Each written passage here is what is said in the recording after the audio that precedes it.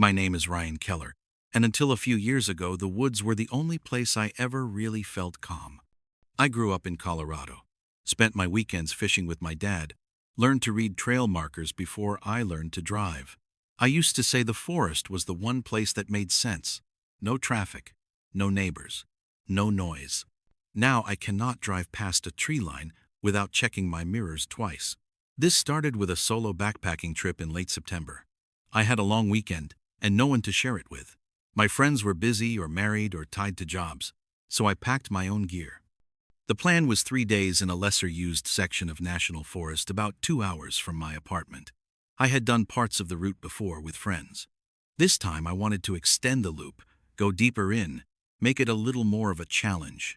The ranger at the small station looked bored when I signed the logbook. He was in his 50s, worn ball cap, gray beard. "Heading in alone?" he asked without really looking up. "Yeah," I said. "Done this trail before. Weather might turn tonight."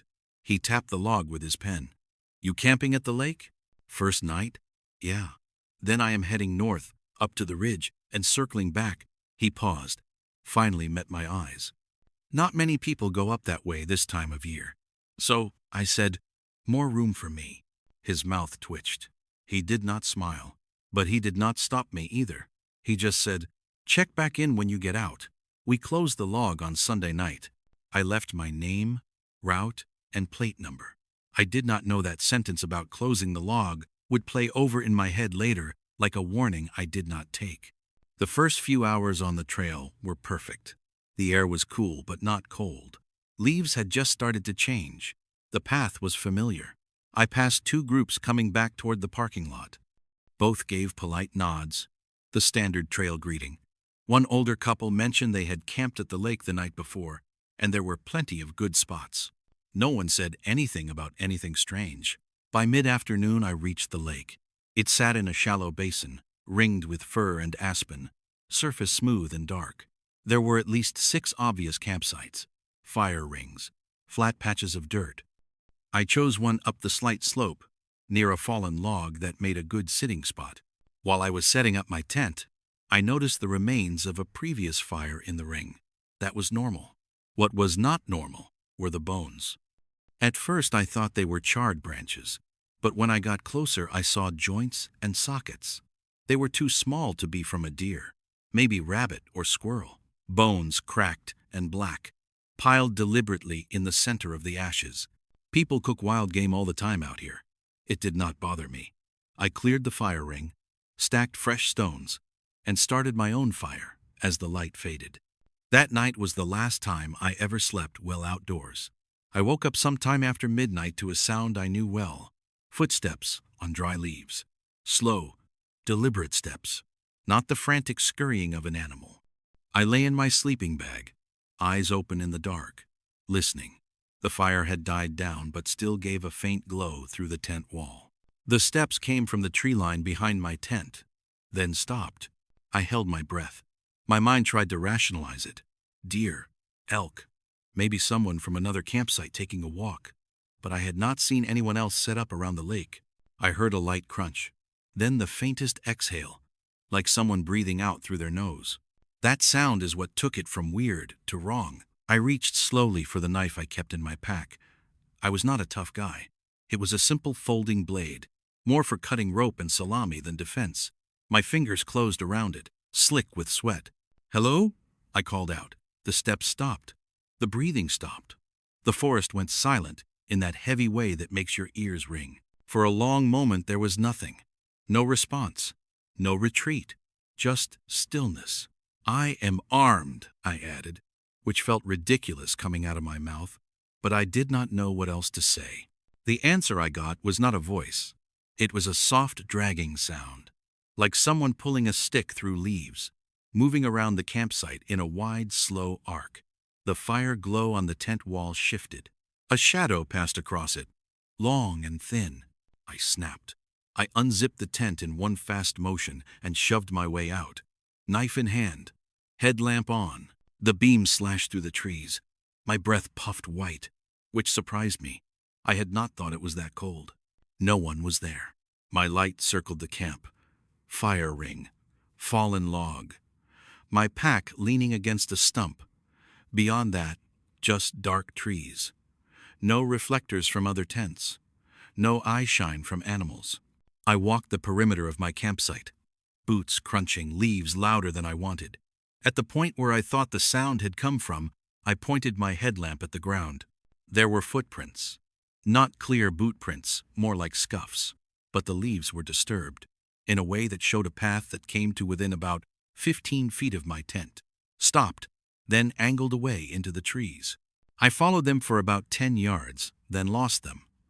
The dark between the trunks took on a presence. It felt like rows of people standing perfectly still, watching.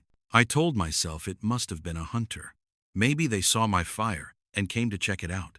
Maybe they realized they were creeping someone out and slipped away. I went back to my tent, zipped it up, and sat awake the rest of the night, knife open on my knee. No more sounds came, but I never relaxed. By the time dawn came, gray and cold, I had decided to cut my trip short.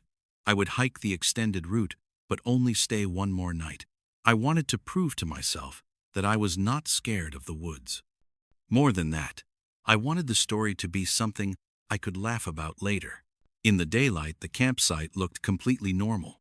I broke down the tent, packed my gear, scattered the coals in the fire ring, and shouldered my pack. As I was about to leave, something caught my eye near the fallen log.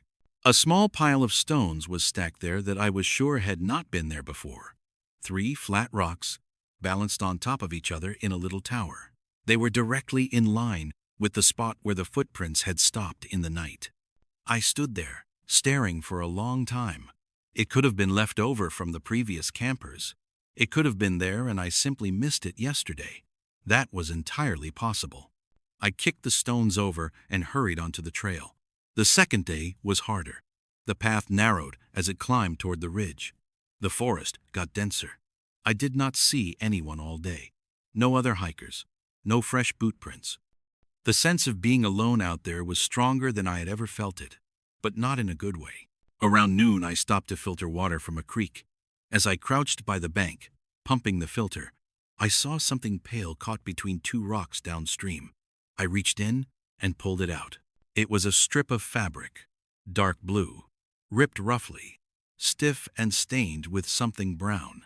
It looked too heavy to be from a tent, more like denim. Someone lost a piece of clothing. That was all I let myself think. Still, I shoved it deep into a side pocket of my pack instead of leaving it. I do not know why. Maybe I thought I could turn it in at the ranger station. By late afternoon, my legs were aching, and the sky had taken on that flat, dull color that means the weather might turn. I checked the map and saw there was a smaller lake another mile or so ahead, just off the main trail. It was marked with a little tent symbol, an official campsite. When I reached the turnoff, I hesitated. The narrow side path looked overgrown, like it had not been used much that season. The idea of leaving the main trail made me uneasy. Then a gust of wind hit, and I felt the temperature drop. If it rained, I did not want to be searching for flat ground in the dark. I took the side path. It wound through thicker trees for about 5 minutes before opening into a small clearing by a pond instead of a lake. The water was murky and choked with reeds. The campsite marker, a simple wooden post, leaned at an angle. There was only one obvious tent spot, a flat patch near the water. And there, sitting exactly in the center of it, was another stone pile. 3 flat rocks, stacked carefully. I stood at the edge of the clearing, every hair on my arms rising. It could be coincidence, or some bored ranger arranging rocks, or kids. It did not have to mean anything. I walked up, kicked the stones over again, and forced myself to set up my tent. Each motion felt like something I was doing underwater. My hands were clumsy. I kept glancing around at the tree line. Once camp was set, I made a small fire and cooked a simple meal. The light from my headlamp carved a little bubble in the growing dark. Beyond that, the woods pressed in close. The feeling I had that night is hard to describe. It was not just fear. It was a sense of being tolerated, like someone had allowed me to borrow this piece of ground for a night, but was not happy about it. Around 10, the wind picked up. Branches creaked. I crawled into my tent, zipped the door, and lay there listening to the fire crackle down. Somewhere around midnight I woke up again. Not to footsteps this time. To a smell. It was faint at first. A sour, dirty smell. Like wet cloth that had been left too long in a bag. Then it grew stronger, mixed with something metallic. I blinked, confused, then realized the smell was inside the tent with me. My heart started racing. I fumbled for my headlamp and flicked it on. The beam hit the wall of the tent and showed something that turned my blood cold. Right across the mesh door, less than a foot from my face, were 5 long, smeared streaks of dark brown. 4 above, 1 below, like the marks of a hand dragged slowly down the fabric. They were damp. Whatever it was had soaked through the mesh and outer layer and was still wet on the inside. The smell hit me full force. Copper and rot. I scrambled backward, tangling in my sleeping bag, almost tearing the tent. My knife was already open from the night before. I clutched it so hard, my fingers hurt. Someone had come up to my tent while I was asleep and dragged bloody fingers down the door. I shot a look toward my pack. The zipper was closed. I listened for any sounds outside. All I could hear was the wind and my own heartbeat. "Hey!" I shouted, voice cracking. "Who is out there?" The answer was the soft sound of something shifting in the leaves, right outside the thin nylon wall. Not walking this time. Sitting, or crouching. The outline of a shadow moved across the door. Whoever it was had to be less than 2 feet away. "Leave me alone!" I yelled. "I have a weapon." There was a long silence. Then a voice spoke, low and rough, like it had not been used in a while. "You kicked it over."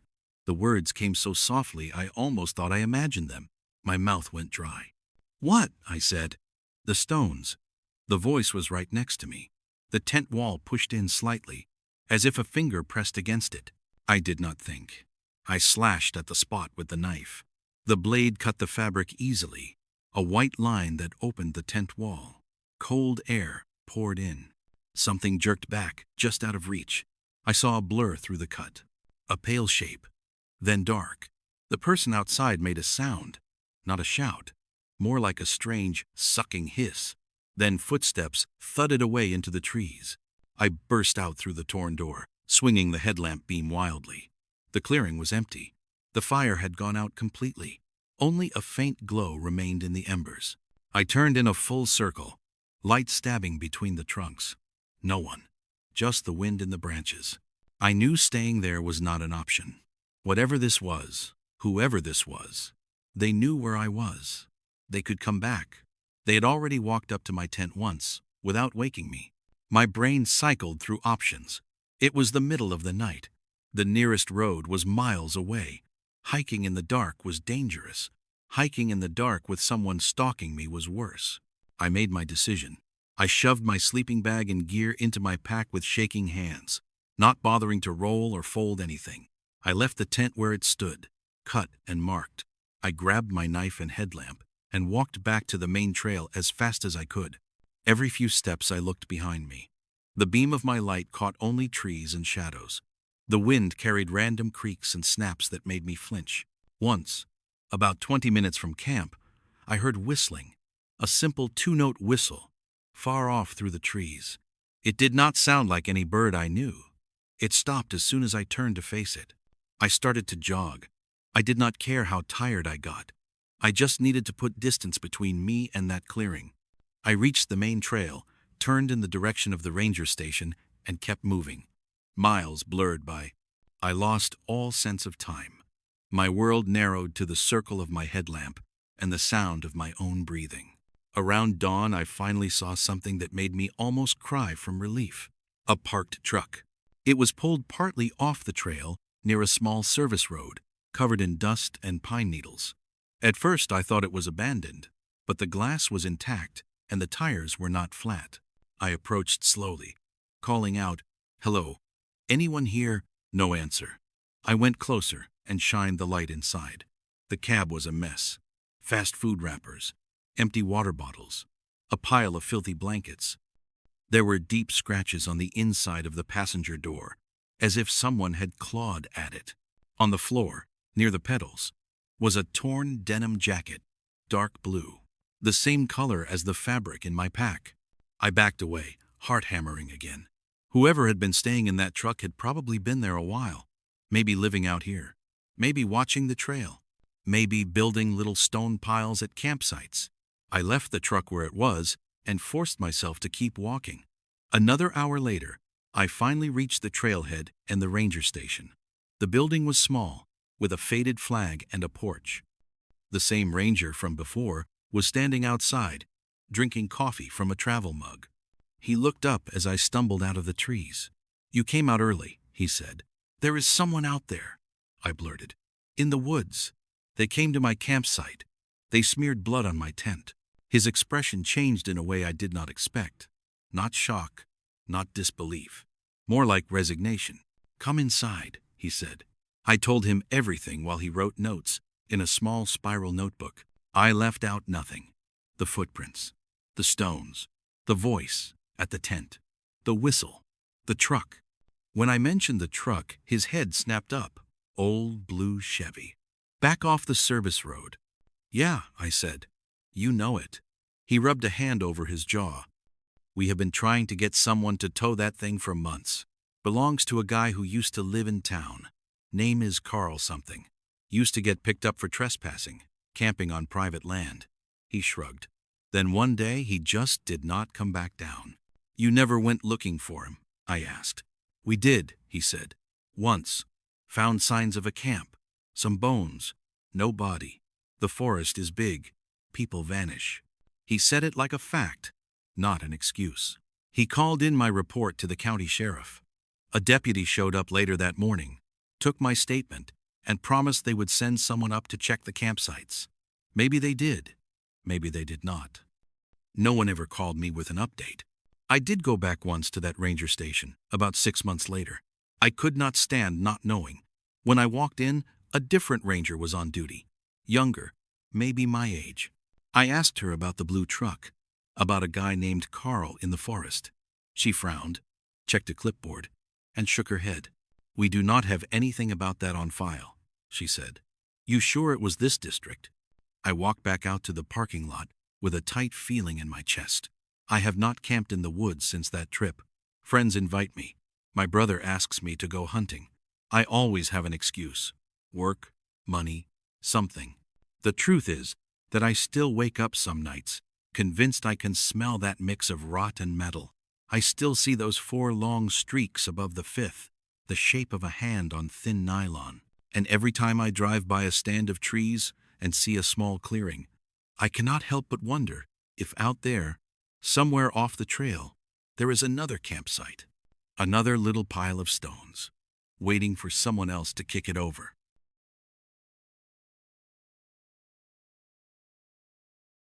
My name is Eric Nolan. I was 26 the winter I stopped believing that the worst thing that could happen in the woods was getting lost. I grew up in Minnesota, so snow was just part of the backdrop of my life. I loved it. The quiet after a big storm. The way sound felt smothered out there among the trees. I learned to put on snowshoes before I learned to drive. That January, I had a long weekend and no plans. My brother Mark had just had a kid and was buried in diapers. My friends were more interested in bars than frozen lakes. I wanted silence, not music, so I decided to go alone. The plan was simple. Drive up to a remote parking area in Superior National Forest, snowshoe in about 5 miles, camp one night, maybe 2 if the weather held, then come back out. No big climbs. No ice crossings. Just frozen woods and time to myself. I did it right. I left an itinerary on the kitchen table for Mark. I texted him the exact parking lot and what time I expected to be out. I checked the forecast 3 times, single digits at night but clear. No fresh storms predicted. The drive north was uneventful. The highways got emptier with every mile. Plows had pushed the snow into high gray walls on either side. By the time I turned off onto the forest road, mine were the only tracks. The road narrowed and trees leaned in close. The sky was that thin winter blue that looks almost white. I drove slower, tires crunching over packed snow, until I reached the little widening that passed for a parking lot. A wooden sign leaned at one corner, half buried. There were no other vehicles, just my dark blue pickup, idling in a cloud of exhaust. I shut it off, climbed out into the cold, and listened. Nothing. No traffic. No voices. Just wind moving through pine branches far above me. I locked the truck, slung my pack on my shoulders, and strapped into my snowshoes. Before I left, I took a picture of my license plate and texted it, and a thumbs up to Mark. He wrote back a minute later, "You are crazy. Call me when you are out of the frozen nightmare." I smiled, pocketed the phone, and headed toward the trail. The first hour felt like exactly what I needed. The trail was faint under the snow, but visible if you looked. I had loaded the route on my phone, just in case. The air burned my nose hairs. My breath puffed out in steady clouds. Trees rose on either side like black pillars, branches heavy with white. About half a mile in, I noticed the first odd thing. There was a set of snowmobile tracks cutting across the trail, coming from deeper in the forest and heading back toward the road. Fresh, maybe a day old at most. That was not unusual. People used the forest roads all the time in winter. What was odd was that the tracks came from nowhere. I stood there a minute, looking from side to side. On both sides of the trail, the snow was untouched, smooth and unmarked beneath the trees. The tracks just appeared, cut across the trail, and disappeared again into undisturbed powder on the other side. I told myself they probably followed a buried logging road. Old tracks covered by new snow could make it look that way. It still bothered me more than it should have. I kept walking. Around noon, I stopped to drink water and eat a granola bar. I picked a fallen log and brushed it clear. As I sat, I noticed another sign of human activity. Off to my right, maybe 50 yards away through the trees, something metal caught the light. I squinted, then stood for a better look. It was an old camper trailer, half swallowed by the woods. The thing sat crooked among the pines, one side deeper in snow than the other. The paint, once white, was peeling and stained with rust. One of the small windows was broken, plastic hanging like a ripped curtain. I felt a little jolt of unease. The forest was big, but the spot I was in was not right off a road. You would not haul a trailer back here easily. It must have been here for years. From where I stood, it looked empty. No smoke from a vent, no tracks leading to it. I considered going closer. Curiosity pushed. Every horror story I had ever heard pulled back. In the end, the cold decided for me. I did not want to waste time slogging through deep snow to stare at some junk. I had miles to go before camp. I turned away and went back to the trail. By mid-afternoon, I reached the spot I had picked on the map. A small frozen creek ran through a shallow valley, and on a slight rise above it, a cluster of pines broke the wind. The snow was deep but manageable. It was as good a winter campsite as I could hope for. I stamped out a flat area with my snowshoes, pitched my small four-season tent, and piled snow around the base as a windbreak. I dug out a little kitchen area, set up my stove, and melted snow for water. As the sky turned gray, I felt that quiet fall on the forest. It was the thing I had come for. No engine noise, no voices, just the soft sigh of air in branches and the occasional distant crack of a tree growing colder. While my water heated, I walked a little way from the tent to use the bathroom. I took my headlamp, but did not turn it on yet. I liked seeing the woods in that deepening half-light. That was when I heard the first engine. It started as a faint hum somewhere out beyond the creek. A two-stroke buzz, rising and falling. Snowmobile. I stopped, listening. The sound grew louder, then leveled off, like the machine was not coming closer but circling at some distance. There was no obvious trail out that way, at least not on my map. I wondered if there was a frozen lake nearby and someone was out ice fishing. After a while, the sound faded again, until all I heard was the wind. I finished what I was doing and went back to camp. I ate dinner in the bluish circle of my headlamp, breath fogging in front of me, fingers numb even in gloves. I checked my phone. No signal as expected. The battery was already down a bit from the cold. Before I crawled into the tent, I stood for a minute and just listened. Nothing. No engines now, no branches snapping. I felt that same old peace settle over me. I slept hard at first, wrapped in my bag, wearing a hat and every dry layer I had brought. Sometime in the night I jerked awake, my heart hammering. For a second I did not know why. Then I realized two things. The tent was faintly lit, pale and shaky, like light was moving outside. And underneath the quiet of the forest, I could hear a new sound. An engine. Close. I snapped on my headlamp. The sudden brightness inside the tent made my pupils shrink painfully. I fumbled for my watch. A little after 2 in the morning, the engine grew louder, then softened, then revved again. It sounded like the snowmobile was moving around the edges of my camp, not tearing through at full speed, just creeping. My throat went dry.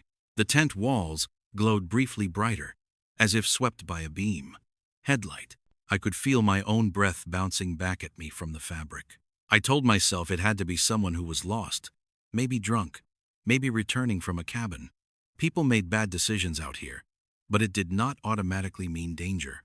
Still, I reached for the small hatchet I kept near my sleeping bag. My hand shook a little. The machine idled down. For a moment there was silence that pressed on my eardrums. Then the engine cut entirely. I held my breath and listened. The sudden absence of mechanical noise made every small sound stand out. The tick of cooling metal, the faint creak of trees, a soft crunch in the snow. Footsteps. They came from behind the tent at first, measured and slow. Whoever it was not trying to stomp or sneak, just walking. A shadow moved across the fabric, a dark shape at about the height of a man. I swallowed. "Hello," I called out, forcing my voice to sound steady. "You okay out there?" The footsteps stopped. The shadow paused, then shifted slightly, as if whoever it was had turned toward my voice.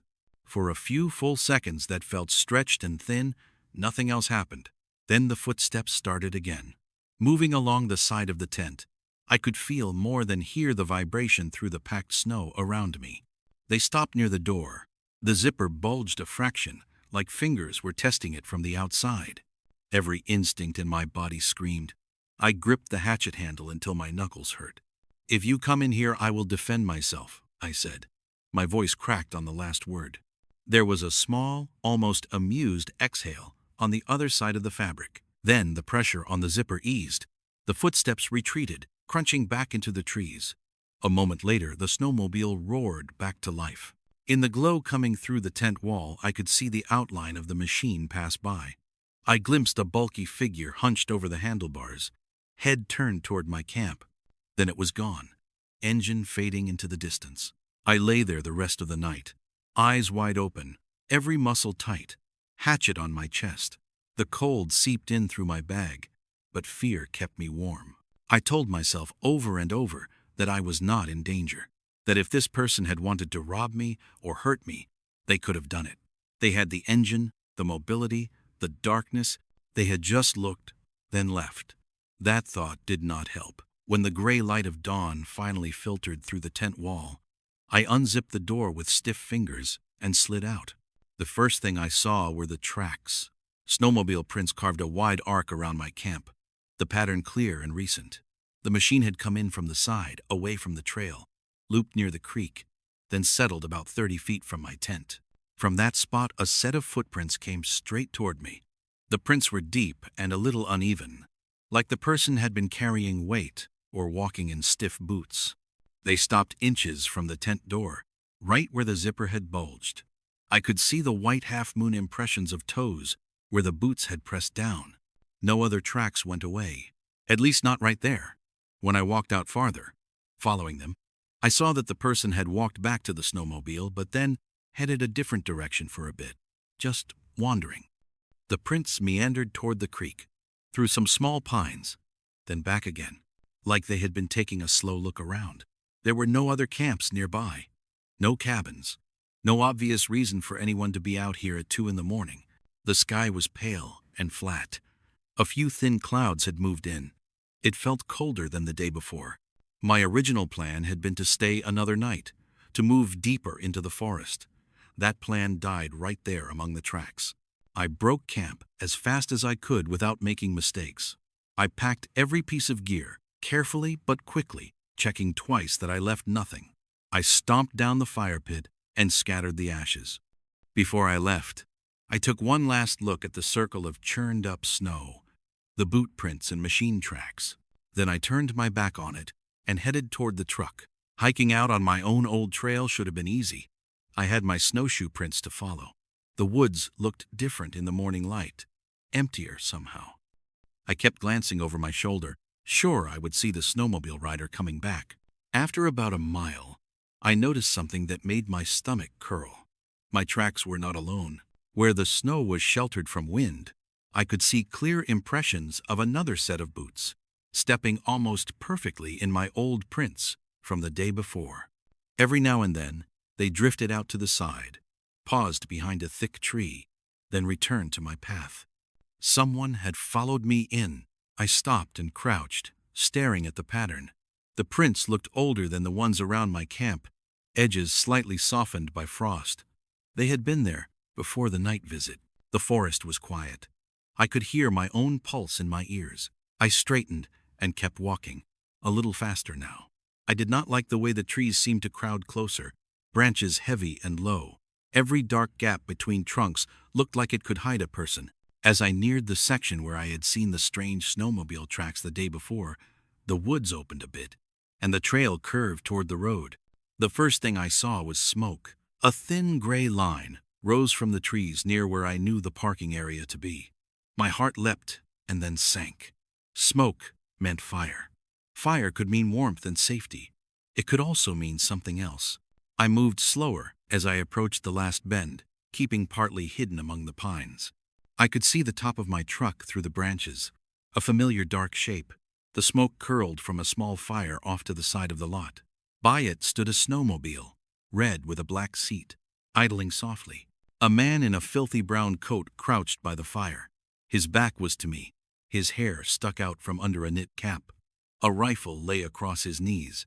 He was maybe 50 yards away. I held my breath, every sense sharpened. My first instinct was to step out and wave, pretend the night had not happened, act like I knew nothing. Maybe this was just some random hunter who had stumbled near my camp. Maybe he had not been the one at my tent. Then I saw my truck clearly. The driver's side door was open. The contents of my glove box were scattered on the front seat. My backpack, which I knew I had put in the bed under the tonneau cover that morning, sat on the tailgate, half unzipped. He had been going through my stuff. My chest felt tight. I sank lower, my heart pounding. The man at the fire poked at the flames with his stick, then turned his head a little. His face was pale and thin, beard patchy and unkempt. His eyes were sunk deep in dark sockets. Even from that distance I could see the way they moved, scanning the tree line. He looked restless, wired, not like someone out for a calm day of hunting. He said something out loud, but I could not catch the words over the soft growl of the snowmobile. I had to decide what to do. Confronting him felt suicidal. Running back into the woods meant another night out there with someone who had a machine and a rifle. Waiting for him to leave might be my best option, but there was nowhere to hide that felt safe, and I had no idea how long he might hang around. I shifted my weight, and a branch under my snowshoe snapped with a sharp crack. The man's head whipped around, his eyes locked on the spot where I crouched. He stood up fast, rifle in hand, posture tense. "Hey!" he shouted. "Who is out there?" Every instinct told me to stay still, to hope maybe he had not pinpointed me, but his gaze was fixed right on my tree. I stepped out slowly, hands away from my sides. "Just me," I called. My voice sounded too high. "I came in yesterday. I am heading out now." His eyes flicked over me, taking in my pack, my snowshoes, the hatchet still looped on my belt. "You alone?" he asked. "Yes." He nodded. A single short motion. "Cold night," he said. "You should not camp alone out here." I forced a thin smile. "I figured that out," I said. "Thanks for the visit." His mouth twitched. For a second it looked like he might smile back, but it never reached his eyes. "You came pretty far in," he said. "Nobody knows you are out here." My stomach turned to ice. "My brother does," I said quickly. I texted him the parking lot and my plate number. He watched me a beat too long, like he was weighing that. Then he jerked his chin toward my truck. "I looked it over for you," he said. "Make sure no one messed with it. People come out here sometimes, smash windows. You know." I glanced at the open door and my rummaged backpack but said nothing. My tongue felt thick. "Thanks," I managed. He did not move from his spot by the fire. The rifle rested casually in his hands, but his finger was very close to the trigger. "Where did you camp?" he asked. I gestured vaguely back toward the trees. "Couple miles in by the creek." He nodded again. His gaze dropped to my gloves, my boots, the hatchet. "You got any food left?" he asked. I did. A few energy bars and a freeze-dried meal. Not enough to make the difference between comfort and starvation. Still, the question decided things for me. "Yeah," I said. "I will grab you something."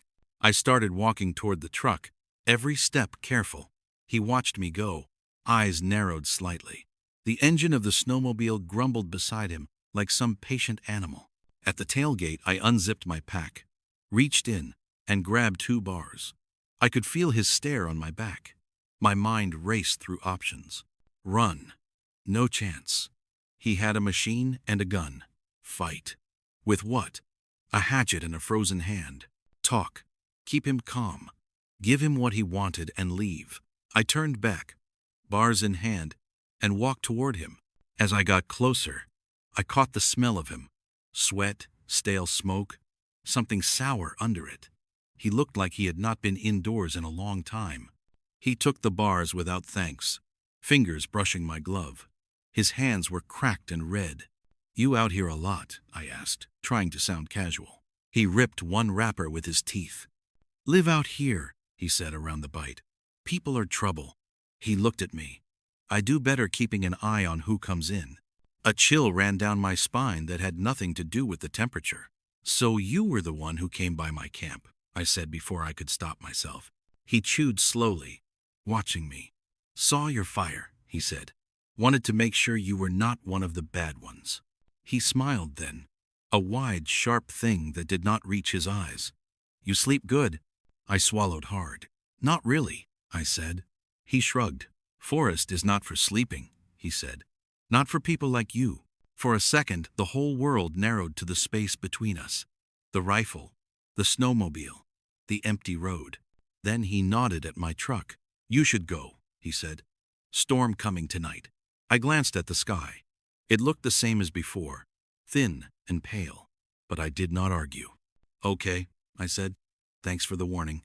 I walked backward a few steps, not wanting to turn my back on him, then forced myself to move normally. I got in the truck, hands shaking as I put the key in the ignition. The engine turned over slow, whining once, then caught. In the mirror, I saw him watching me. He stood by the fire, rifle in one hand, snowmobile idling beside him, face unreadable. I pulled out as carefully as I could, tires slipping a little on the packed snow. When I hit the main forest road, I did not look back again. It was only when I reached the highway, miles later, that I realized I had been gripping the steering wheel so hard my fingers were numb. That night, when I finally had service, I called Mark and told him I was out. I did not tell him about waking up to someone inches from my tent. I did not tell him about the way that man had looked at me like I was a problem he had decided not to solve. A few days later, I called the Forest Service office and reported the encounter.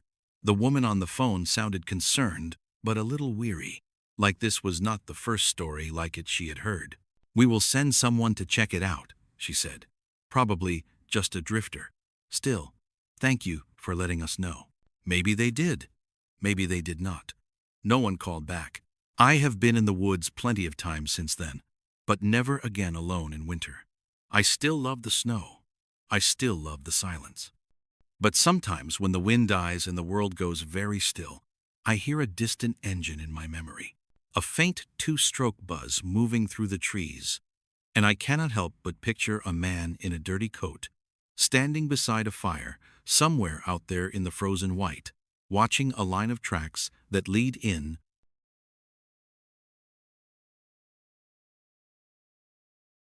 My name is Jason Miller, And I used to love getting away to quiet places. I am 34 now. I tell this story every time someone jokes about renting a random cabin in the woods for a cheap weekend. 3 years ago, I found a set of places like that. They looked perfect in the listing. Old family cabins clustered around a small lake way off the highway, miles from town. The photos showed simple wooden buildings, a narrow dirt road, a dock, a fire pit. The description said, rustic, private, no neighbors for miles. The rate was low, especially for a whole weekend. When I messaged the owner, a person named Paul, the reply came quick and short. Cash only, key in lockbox, instructions attached. No questions about who I was. No rental contract. That should have bothered me more than it did. At that point, I worked nights at a hospital and did not talk to many people. The idea of a silent place with no one around sounded like medicine. My friends could not get the time off, so I decided to go alone. I left Friday morning in my aging sedan. I had a printed map from the listing and the coordinates saved on my phone. After a while, the interstate gave way to 2-lane roads, then to narrower county roads with more trees than houses. The air felt different with the window cracked, cooler and raw. The last turn took me onto a dirt road that did not show up on the navigation. A hand-painted sign with chipped white letters read Pine Hollow. Underneath, someone had nailed a smaller board that said private. I hesitated for a second, then followed the directions. The car bumped along for a good 10 minutes, trees crowding on both sides, thick underbrush between the trunks. I did not pass another vehicle. No houses, no mailboxes, nothing. Then the woods opened and I saw the cabins. There were 5 of them, lined up along a curve of dark water that had to be the lake from the photos. Each cabin was a squat rectangle of gray wood with a little porch. They stood far enough apart for privacy, but close enough to feel like part of one property. Cabin 1 had a blue plastic chair on the porch and a warped welcome mat that looked like it had not seen a broom in months. Cabin 2 had its curtains drawn tight and a stack of firewood beside the door. Cabin 3 was darker than the others, its front door deeply shadowed under the porch roof. Cabin 4 looked like it might be sagging in the middle. Cabin 5, at the far end by the trees, had a bright yellow canoe leaned against the rail. The parking area was just 2 bare patches of flattened grass and dirt near the road. No cars. No signs of recent use. I parked near Cabin 1, turned off the engine, and sat there for a minute. It was very quiet. No highway sounds, no planes overhead, only the faint ripple of water and an occasional bird call. A small part of me wondered when the last time was that these places had been used. But the listing had been posted only a month earlier. Someone had to be handling them. I got out with my duffel and cooler. The air had that damp forest smell, leaves and old wood and water. The dirt road ended right near the cabins. There was no sign of any other way in or out. The instructions from Paul said my place was Cabin 2. The key was in a lockbox under the porch rail. I walked past Cabin 1, the boards creaking slightly under my weight, and found Cabin 2. Up close, the wood looked even more weathered. The door was scarred, and the paint on the frame peeled in long strips. Under the rail, exactly where the email said, I found the small black lockbox. It opened with the 4-digit code Paul had sent, and inside was a single tarnished brass key. The cabin door stuck for a second, then gave with a dry sigh. Inside it was dim and smelled of dust and old fabric. The layout was simple. 1 main room with a small kitchen in the corner, a table, a worn couch, and a double bed against the far wall. A closed door off to the side probably led to a tiny bathroom. I saw no television, no microwave, no clock. A few small details felt off. The curtains over the one window were hung crooked, as if someone had pulled them hard. The table had a ring from a wet cup, even though the surface was layered with dust. By the couch was an ashtray with 2 cigarette butts that looked more recent than anything else. The place felt like someone had left in a hurry, and no one had bothered to really clean it. There was no cell signal inside when I checked. When I went back out on the porch and held my phone up, 1 bar of weak service flickered in and out. I decided not to rely on it. I unloaded the cooler and bag, made the bed with the sheets I had brought, and cracked the small window an inch for air. Then I stepped back outside to look around. From the porch I could see the lake more clearly. It was smaller than the photos made it seem, ringed with trees that leaned close. There was a short dock made of old boards, crooked but still intact, and a metal fire ring with a half-collapsed bench nearby. No signs of life. No smoke from chimneys, no music, no voices. I could not even hear distant cars. It felt like the entire place had been forgotten by the world. As I stood there, I noticed movement in my peripheral vision. Up at cabin 3, a curtain moved. It was only a slight shift, a slow slide of fabric, as if an invisible hand had drawn it back an inch to peer out. Then it stilled. I stared, heart picking up a beat. Maybe I had imagined it. Or maybe Paul had another guest up here. That would explain why the place was so cheap. Multiple renters at the same time. I lifted a hand in a half wave toward cabin 3, feeling a little stupid. Nothing happened. No door opened. No one stepped out. The cabin sat there, gray and silent, the window dark now behind the curtain. After a minute, I shook it off. Someone else being here might even be comforting. At least if I twisted an ankle, there would be another human within shouting range. I spent the afternoon walking the narrow path that circled part of the lake. The trail was faint, but there. I saw no other cabins or docks, just the same 5 structures I had first seen. On the far side of the water, I looked back toward the little cluster. From that angle, the cabins looked even more isolated. Just 5 forgotten boxes sunk into the tree line. I thought again about how cheap the place had been. As I made my way back to cabin 2, I saw something that made me stop. On the porch rail of cabin 3 sat a coffee mug. It had not been there when I arrived. I was sure of that. The mug was white with some faded logo, and steam rose from it in a thin line. Someone was inside that cabin, close enough to hear my footsteps, watching me from behind their curtain. I felt suddenly self-conscious about the way I had walked around earlier, about the way I had scanned the place when I arrived. I told myself to relax. People were allowed to keep to themselves. This was exactly what I had come here for. I went back inside my cabin, cooked some canned soup on the small propane stove, and tried to settle in. As the light outside faded, the woods grew darker, faster than they did in the city. By 6:30, the window was just a rectangle of black. The quiet changed too. Afternoon quiet had felt peaceful. Night quiet felt heavier. While I ate at the table, I heard a faint creak from outside, like someone stepping on an old board. The sound came from the direction of cabin 3. I turned off the stove and listened harder. Another creak, then the soft scrape of wood, maybe a chair being moved, then silence. I waited to hear voices, laughter, a radio. Nothing.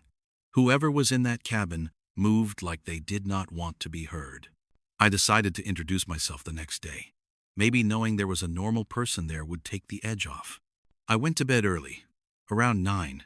The mattress was lumpy and the covers smelled like old detergent, but I was tired from the drive. I lay in the dim light from my phone for a while, scrolling through downloaded articles, then let the screen go dark. Sometime later, I woke up with a dry throat. The cabin was fully dark. I fumbled for my watch, a little after 1 in the morning. For a moment, I lay there disoriented. The air inside the cabin felt colder. I could hear the faint trickle of water against the shore outside and some small animal movement in the brush. Then I realized something else. There were footsteps on the porch. They were soft, almost careful. But in the silence, they sounded very clear. A weight on one board, a pause, then another, moving very slowly across the front of the cabin. I held my breath, every muscle going tight. The steps reached the area by the window and stopped. The glass was only a few feet from the bed, separated by thin walls and worn curtains. I had the sudden, intense feeling that someone stood inches away from me on the other side, listening. My hand groped for the small flashlight on the crate beside the bed. I closed my fingers around it, but did not turn it on. I did not want to throw light on myself. There was a soft sound at the window, not tapping, more like a shift of weight. Then the slow exhale of breath. Not mine. The glass fogged in a small circular patch, then cleared. Whoever was out there was close enough that their breath touched the window. The urge to shout was strong. So was the urge to stay completely still. I compromised. "Who is that?" I said, my voice low but firm. "You have the wrong cabin." There was a long pause. Then the footsteps retreated, sliding back across the porch, down the steps, and away toward the dark. I lay in the bed with my heart pounding so hard I could feel it in my throat. I listened for a door opening at cabin 3, for any sign of movement. The night stayed quiet. Sleep was impossible after that. I waited for the first pale light at the edges of the curtains, then threw on a sweatshirt and stepped outside. The boards of the porch were worn enough that it was hard to see clear prints, but near the window, the dust looked scuffed. I walked down to the dirt and circled to the side where the window was. No gravel path, no pavement, just pressed earth and a strip of flattened weeds. In that strip I could see faint impressions from boots, not very clear, but definitely human. They came from the direction of cabin 3, stopped at my window, then headed back that way. The mug on cabin 3 porch rail was gone. The curtains there were shut tight again. No sound came from inside. I stood there for a minute, debating whether to go knock. Maybe it was a drunk guest who had mixed up cabins. Maybe they would be embarrassed and apologetic. Something about the way the footsteps had paused, the way the person moved, did not fit that. It felt deliberate, like they had wanted to see who I was, how I slept, what I did when startled. I let it go, at least for that moment. I made coffee with my camping stove, took my mug down to the fire ring near the water, and tried to enjoy the morning. Mist clung low over the lake, softened the far shore. Bird calls echoed through the trees. After a while, I heard a new sound. A door opening behind me. I turned my head. Cabin 3 door stood cracked open a few inches. A man stood in the gap, half in shadow. He looked to be late 40s or early 50s, wiry build, dark hair with too much gray for his age. His clothes were layered, worn jeans and a faded jacket 2 sizes too big. From where I sat, I could not see his eyes clearly, just the outline of his face. We looked at each other for a long moment. "Morning," I called, trying to keep my voice casual. He did not answer right away. Then his mouth moved. "You are in too," he said. His voice sounded oddly flat.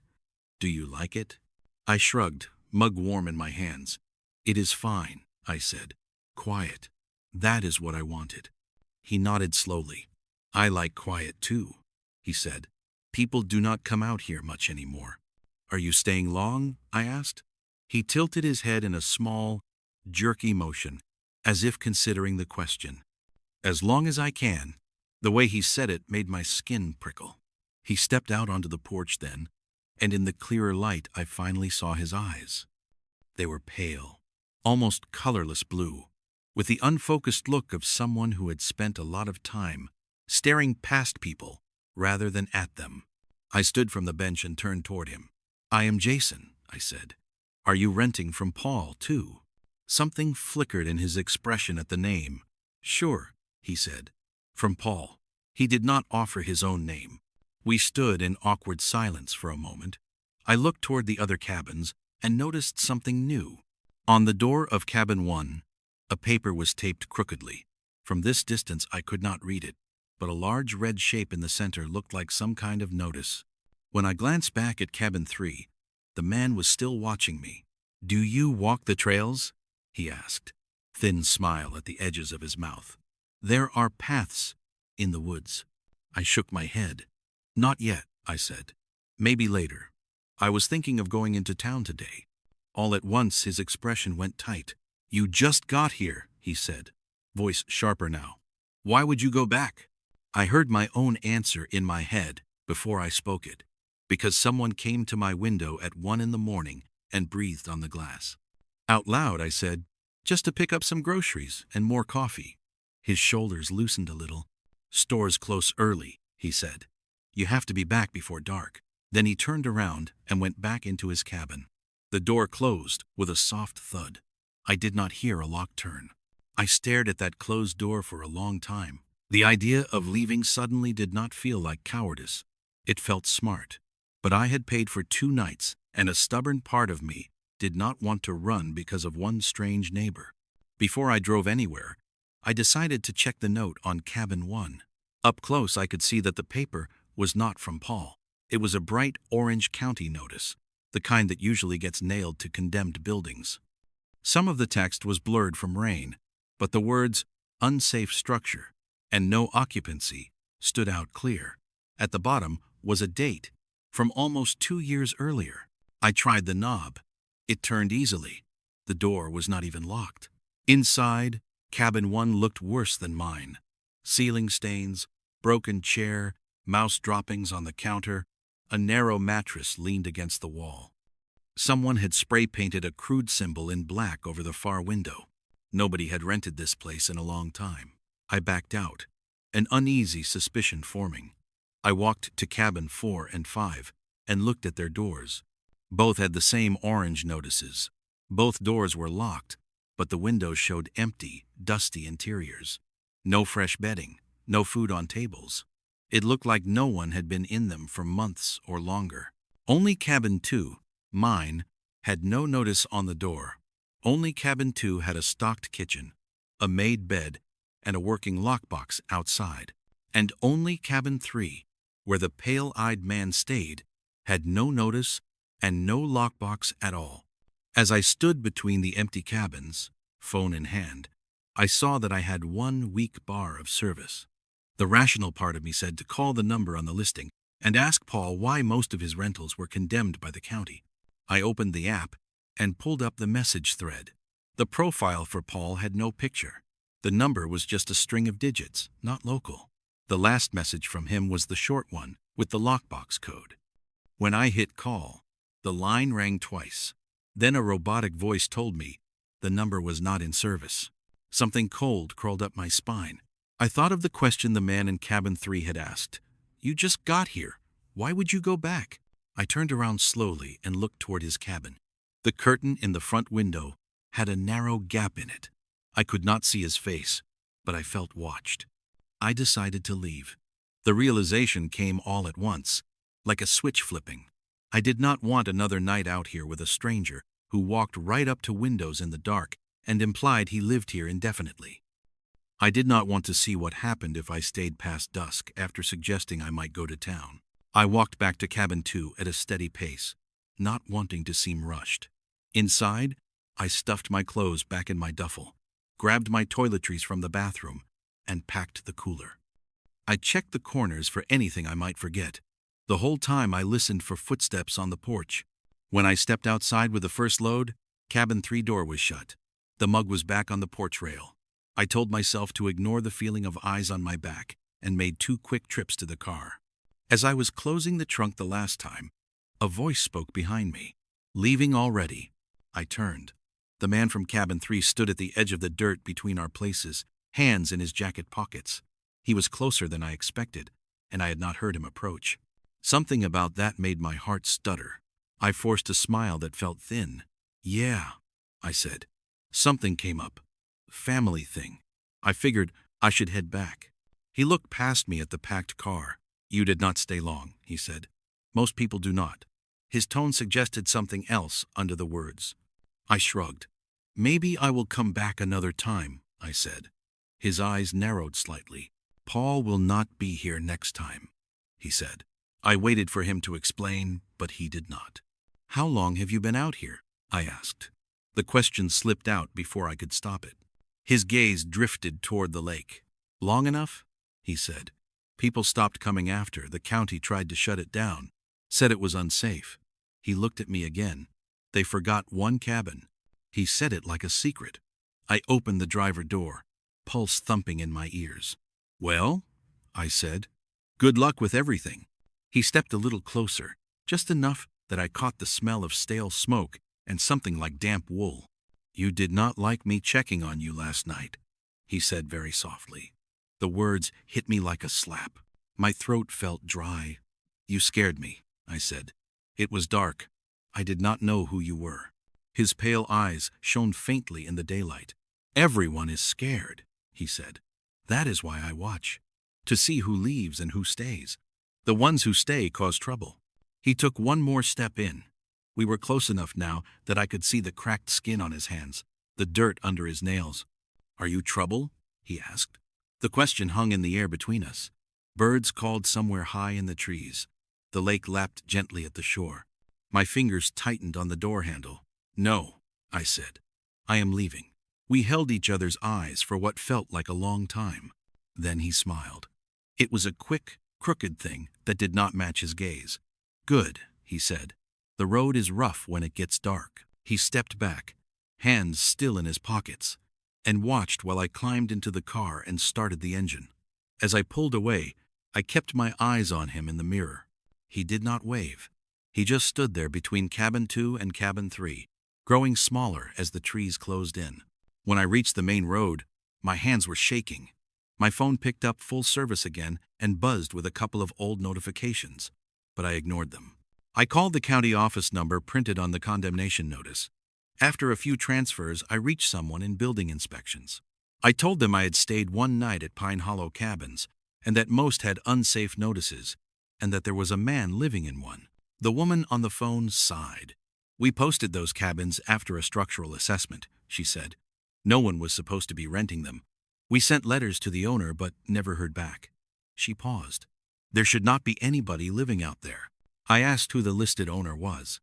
She gave a name that was not Paul, a woman who had died 5 years earlier. When I mentioned the man in cabin 3, the woman grew more serious. She took down my account, then said they would send a sheriff out when they could. Maybe they did. Maybe that man melted back into the woods before anyone got there.